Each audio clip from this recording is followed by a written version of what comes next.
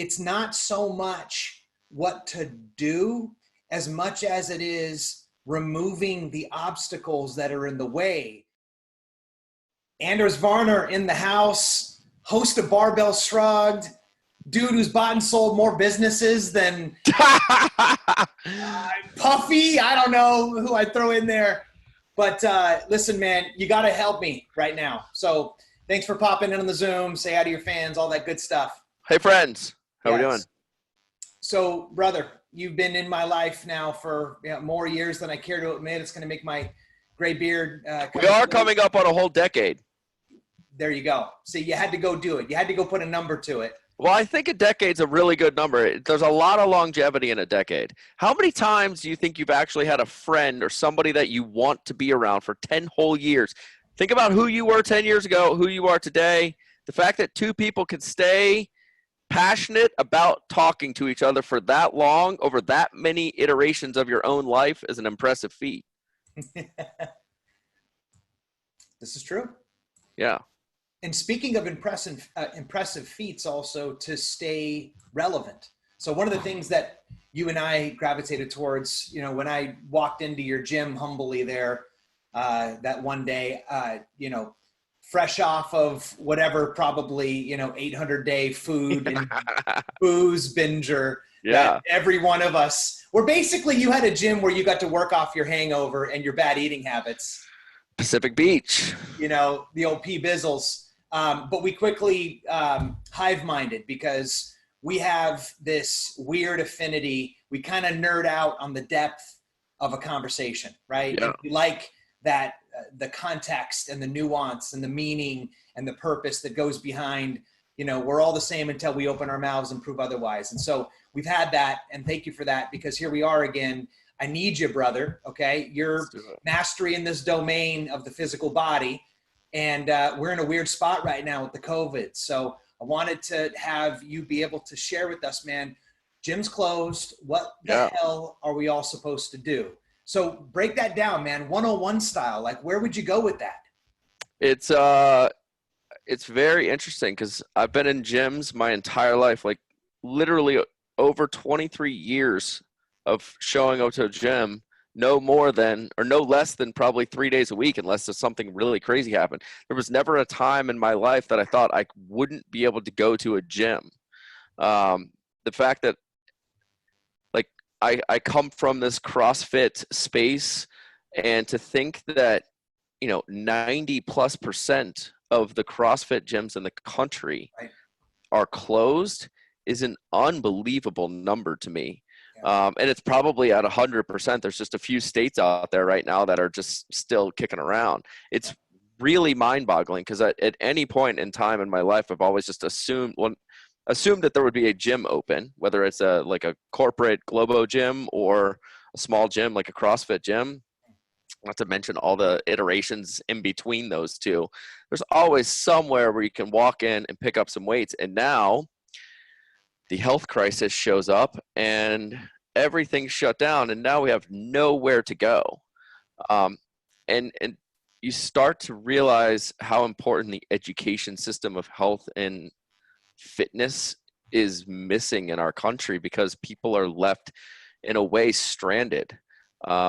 Many people are in their house and they've either been with a coach or they just go to the gym and they do what the machine says, but they're not ever learning. They're not really going to school to learn about health and longevity or strength, whatever interests them.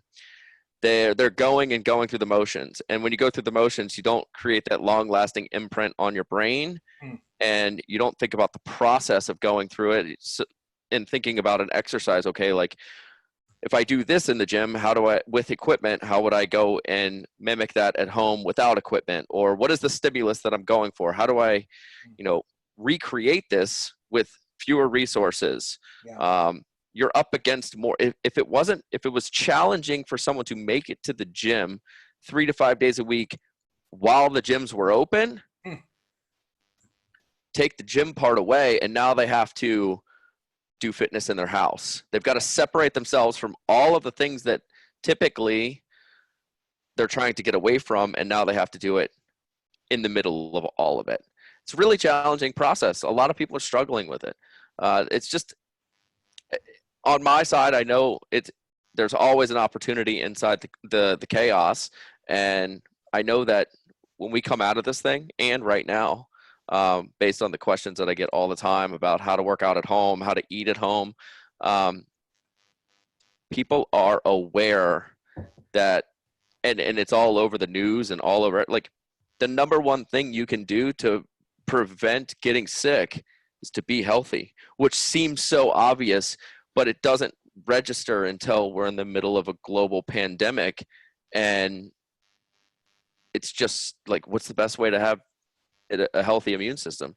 Sleep well, eat well, challenge your body physically to force it to repair itself, and, go be outside, get some vitamin D in your life, and maybe dig in some dirt so that you have a healthy gut biome that is actually able to ward off, pathogens. It's scary stuff when you think that people don't have that. We could easily go down a labyrinth of different choose your own adventure books on Right. and I would be afraid of the length and the complexity, and I want to keep it as simple, stupid as possible, not only just because I want to stay salient, but also because if someone did happen to catch this vid, I want to stay honest to the fact that it's like, look, man, you're stuck at home, right? And I love the way that when you and I hopped on a call, how you had shared the beauty of, it's not so much what to do as much as it is removing the obstacles that are in the way of what it is that you want to do. And I love that. Like, it reminded me instantly of that old Rumi quote. It's like, don't seek love, seek to remove the obstacles of love. Yeah. It's like, dude, check it out, right? It's like, that's your garage, that's your deal right now.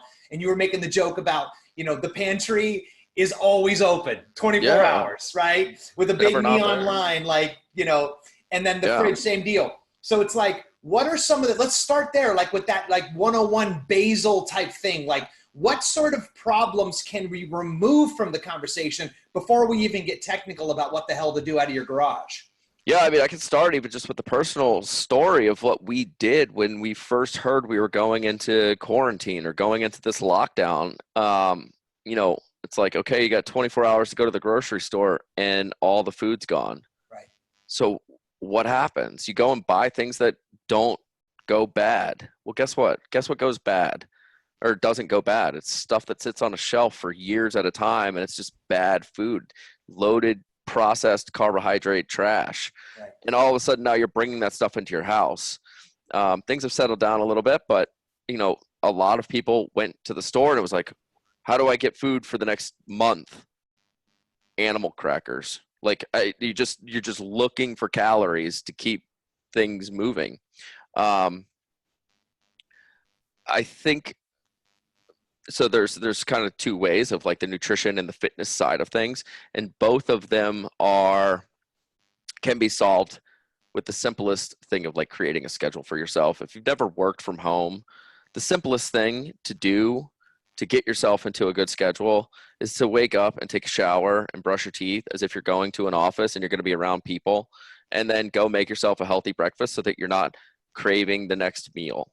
Like, stay on some sort of schedule, make your bed, try to go to a room and focus on the thing at hand and do a great job. Like, these things are not specifically fitness related. It's about creating a healthy habit to lead you to a path of success in whatever you're choosing. And fitness is going to be a part of that. Nutrition is going to be a part of that. But sticking to a schedule of, we wake up, we do the little things right to begin with, brush your teeth, take a shower, maybe put some clothes on that isn't your bathrobe. So you feel like you're doing something and moving in a positive direction. From there, like, start with a healthy breakfast. If you start with a really negative, so the thing that happens and what gets people really down the rabbit hole of eating poorly, food has a nutritious value to it, right? If I eat a salad, there's a whole bunch of vitamins and minerals. It's not just the quantity of the food that's coming in, it's the quality of the food that's coming in. If I eat a bunch of ice cream, I may eat the same volume amount of food, but I'm getting a tiny fraction of the nutritious quality. So I'm consuming calories but my body's not recognizing the nutrition that comes in. So what does that do? It says, well, we still need the nutrition. We ate a lot, but we missed the nutrition. So now we're hungry again. And it re-upticks that hunger cycle. And that's what is the deathly cycle of going to the pantry, and the pantry being open all day long, is that you'll eat the bad food and you don't have anything nutritious coming in. So your body's constantly saying, hey, we need more vitamins and minerals. We need more of the salad. We need more of the meat. We need more protein. And what do? You're like, I'm hungry, but it's hard. You probably went from, maybe if you were, very diligent in your meal prep and Sunday night and you had meals lined up, which is a fraction of people. You went from cooking like dinner at your house to now breakfast, lunch, and dinner. So there's triple the work. There's triple anybody that's home right now is realizing how many dishes you go through when you eat 3 meals at home. It's dishwashers every night. And I only have 1 kid. I bet if you had 3 or 4, you're twice a day, dishes every day. There's always dishes. Always dishes. It's insanity. And so that when you think about how much by taking you out of your old structure of living and bringing you into this new structure, and this, you have to go in a very quick, abrupt, and unfortunately leading from a place of fear and wondering how you're going to make it through this time, a completely new system of how you're going to work from home, operate as a family, be around your children, spouse, be productive, be a babysitter, be a landscaper, be all these things. And now you're tripling the amount of meals you're eating. You've got to figure out a way to do fitness that you've been maybe doing, but you don't have access to the resources. You don't have access to the coaches, the trainers that you may have been seeing. So right now people are struggling because it's a brand new system. They're looking for answers. And unfortunately, everything that is staring them in their face is going to lead them off track until you slow down a little bit and implement some really basic strategies to starting your day off great. If anybody's ever worked from home for an extended period of time, like waking up, showering, making your bed, these things that set your day off with a win,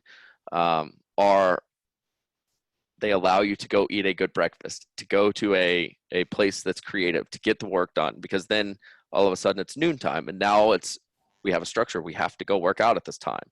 When your meals are coming. You're not just loitering around your pantry. It's really about creating a structure inside a brand new system that you have no idea, or you had no idea that it was coming.